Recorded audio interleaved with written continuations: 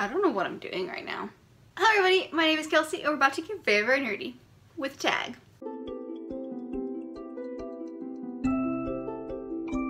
Hi, you guys might not recognize me. My name is Kelsey. I usually do videos. So if you're new, I've been gone for a while.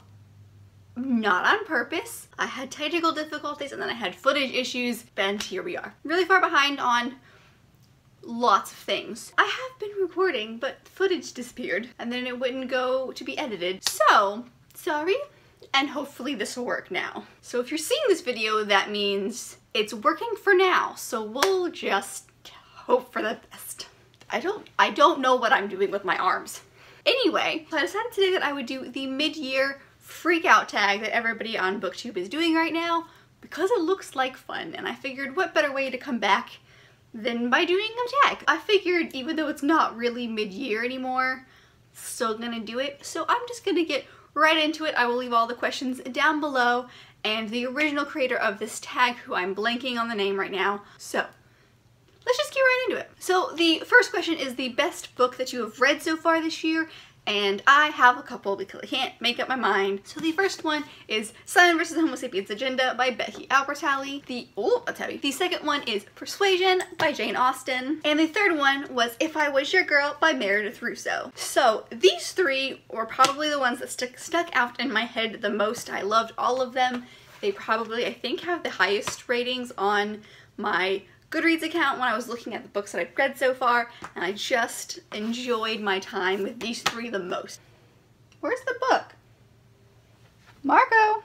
So the second question is the best sequel that you've read this year. I don't really know why, but so far I haven't really read that many, but out of like the two or three that I've read, this is the one that stuck out in my head the most, and that is Where She Went by Gail Forman.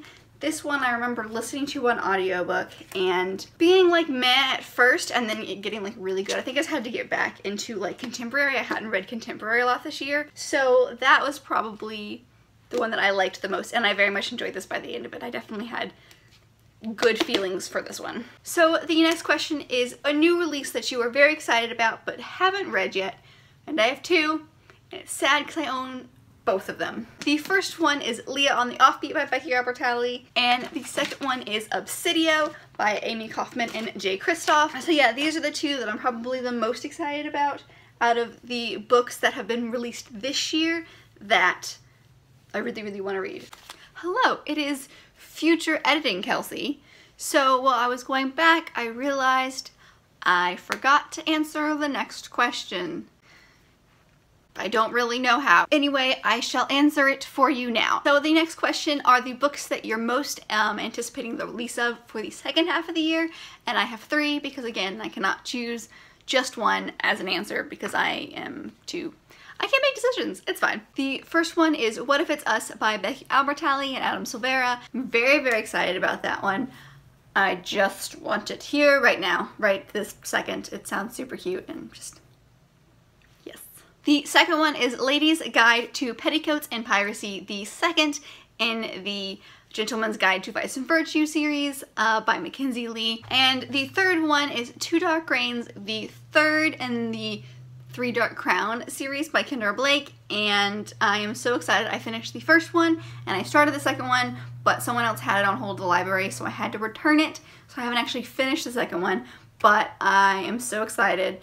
And the third one comes out at the end of the year, so I'm hoping to get the second one sometime this fall and finish it before the third one comes out. Anyway, so those are the three that I'm super, super excited about that are going to be released in the later half of this year, and I cannot wait to get my hands on them. I need them to be here this very second. Anyway, so now on to past Kelsey. We'll go back to her. So the next question is the biggest disappointment of the year.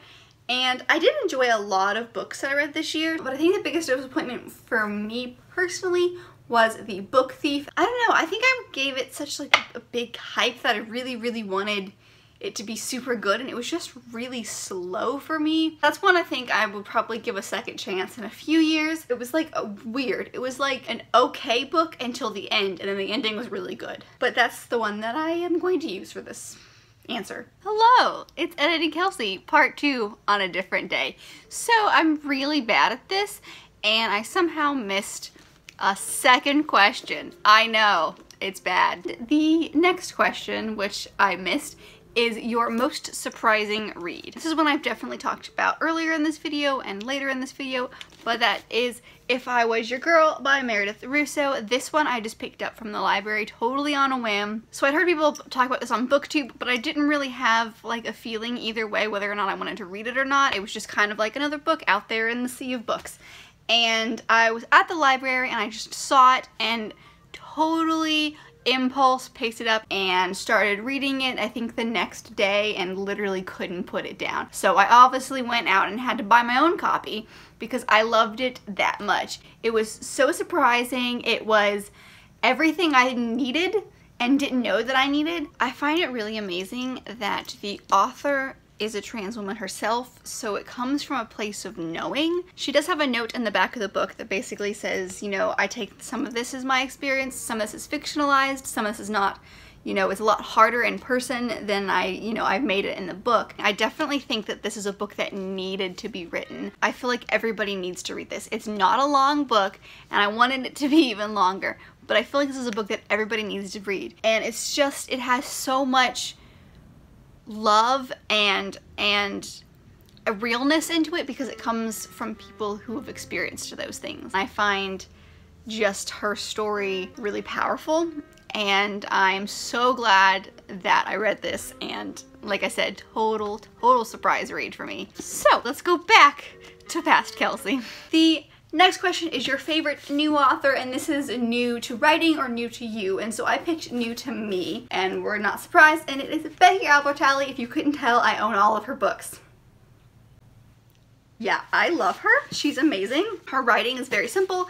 I can get through these in like a day. I am excited to get into this one, and these two were amazing. I just love her, and I discovered her this year, and she's great, and I want to be best friends with her. Also, I'm pretty sure she lives in Atlanta, and Atlanta is my home, so I feel like I have a connection with her. So that's who I'm going with. Becky Albertalli, all the way. The next question is your new favorite fiction crush. And this one was hard because there wasn't a whole lot of characters that like stood out to me as like crushes. So this is one that it's a book that I'm currently reading, but I'm loving it. And he's not even a main character, but I love it. But it is The Lady of the Rivers by Philippa Gregory. The main character's husband, Lord Rivers, I think is what he's called now. He's super cute. Their love gives me so much hope.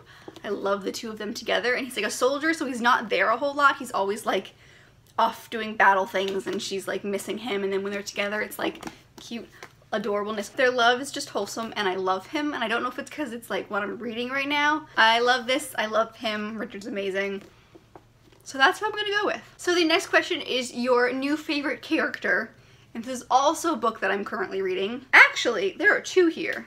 I'm changing my mind. Just realizing now that the two characters that I love the most have the same name. The first one is the one from my book that I'll do the one that I've already read, and that is Amanda, our main character in If I Was Your Girl. I love her so much. She is like the epitome of strength and being yourself. There's just so much about her that I love. I mean, she's definitely got her flaws. I love Amanda. She's just, I couldn't get enough of her. This book was not quite long enough because I just wanted more. So the second book character, also named Amanda, is from one that I'm currently reading, and that is Amanda Wakes Up by Alison Camerota. It's a book about the news business, but from a reporter turned anchor point of view, but there is so much about this that I relate to because it's my job, so I feel the things that she's feeling. Like, she's not like me at all, but her world is mine.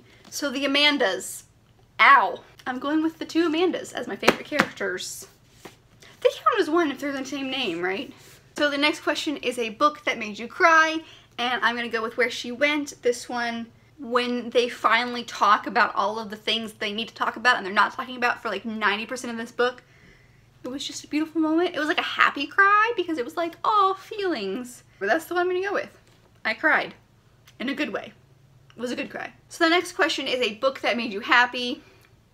and I seriously have a problem with picking one because I have 3 here. The first one is The Upside of Unrequited by Becky Albertalli. The second one is To All the Boys I Have Loved Before by Ginny Han. The third one is The Guernsey Literary and Potato Peel Pie Society. Those were the ones that made me so happy. I had lots of butterfly feels and it was good. It was good. The next one is your favorite book to film adaptation, and I haven't really seen that many, but there's one that just surpasses them all, and that is Love, Simon, which of course is based on Simon vs. Homo sapiens agenda. I do have mixed feelings about the ending, but overall I loved it. So it's set in Atlanta, or like right outside Atlanta, and so it was filmed in Atlanta, and which is even crazier is part of it was filmed in my high school. There were scenes that were filmed in the neighborhood and I knew exactly where they were. It's kind of scary. 90% of this movie I knew exactly where those places were. Like the coffee shop where they get all their coffee from at the very beginning, the dancing goat.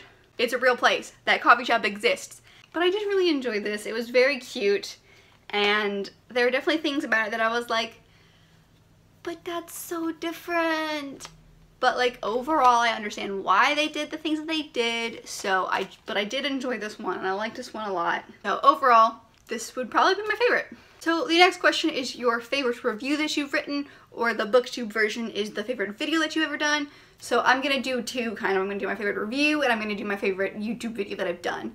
And the first one I did is my review. My favorite review that I ever did was probably, I don't have very many up. I really liked the one I did for The Cruel Prince. I think my favorite video I've ever done was the one about, that I kind of called my like long time TBR, and those were the ones of the books that I've had on my shelf for the longest that I still hadn't read. And I like doing that because I literally just looked at my shelf and I went, I've read that one, or that one, or that one. And I had just filmed a video, so I was still like sitting here.